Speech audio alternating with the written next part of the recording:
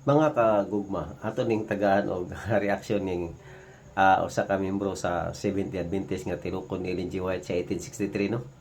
Nga matud pa niya iyak dong ibulgar ang hiwi nga pagtulunan sa Katoliko atong paminawon mga igsoon.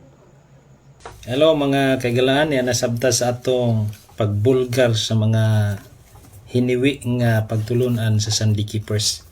Nakoy ilang libro mga kaigsunan. Kini, The Seven Sacraments, no? Pinirmahan ni siya mga kaigsunan sa ilang pari Most Reverend Socrates Villegas, Archbishop of Lingayen, Dagupan. So akong basahon ang nakasulat din mga kaigalaan, no? The Seven Sacraments. Dinhi sa page 15, maingon dinhi. The Latin maxim extra ecclesiam nulla salus, translated as outside the church there is no salvation. Atong binisayon, gawas sa simbahan, no, walay kaluwasan.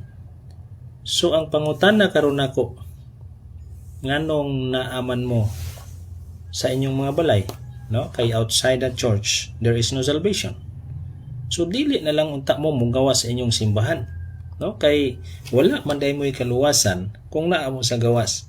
So nagpaila lamang mga kaigalaan nga way klaro ang doktrina sa inyong iglesia.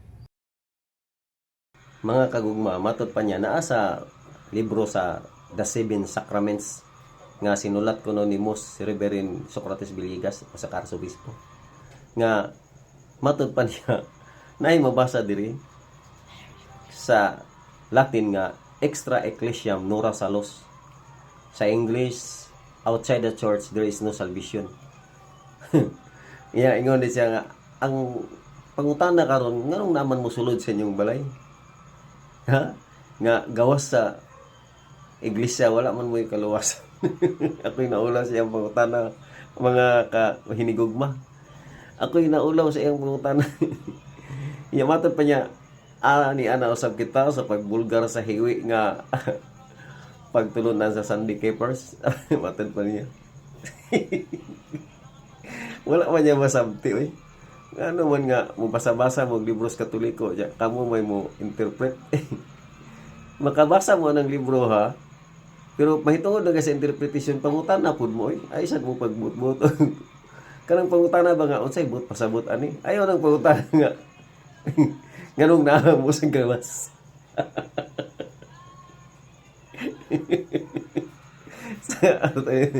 Magkatawa ng isa natin tubagon. So, igsong pinangga. Kanang outside the church, there is no salvation. Ang pasabot ana, dili na siya outside sa church building. Outside the church founded by Jesus Christ ang pasabot ana. Katong gawas sa simbahan nga gitukod sa tong Ginoo, walay kaluwasan. Pero unsa mo pasabot ana gidid-an ba ang mga lain-lain nga relihiyon sa kaluwasan? Mo ba na ibot pasabot dili? Kana siya nag-emphasize na nga ang simbahan nga gitukod sa tong Ginoo gikinahanglan ta nga magpa-membro. Kaya ang doktrina gid sa tong simbahan nga dipide jud mao ni membership of the church is necessary for salvation. Ginahanglan gid na magpasakop ta sa iyang simbahan aron ta maluwas.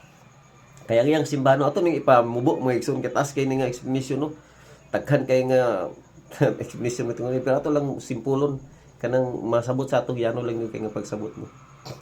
So kanang pag-ingong outside the church there is no salvation.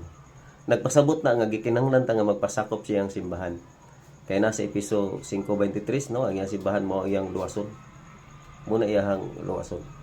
So gikinahanglan nato pagpasakop. Pero wala na magpasabot nga gihikawan sa kaluwasan ang mga dili Katoliko. Ang mga dili Katoliko maluwas gyapon na. Pero naay explanation nato gamay. So gitawag ni siya og Catholic Church, mut pasabot Catholic universal para gyud sa tanan. Kaya ang simbahan gituod sa tong Ginoo para man sa tanan, kay gusto man natong Ginoo nga ang tanan tawo maluwas. Nasa 1 Timoteo 2:4. Nagtingwa siya nga ang tanan tawo maluwas mo na nga ang iyang simbahan ipakaylap gyud. Ipawali sa tanang mga nasod, himuong tinunan ang tanang mga nasod.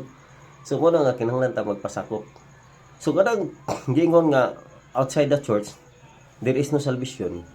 Katong yung tinuod nga outside.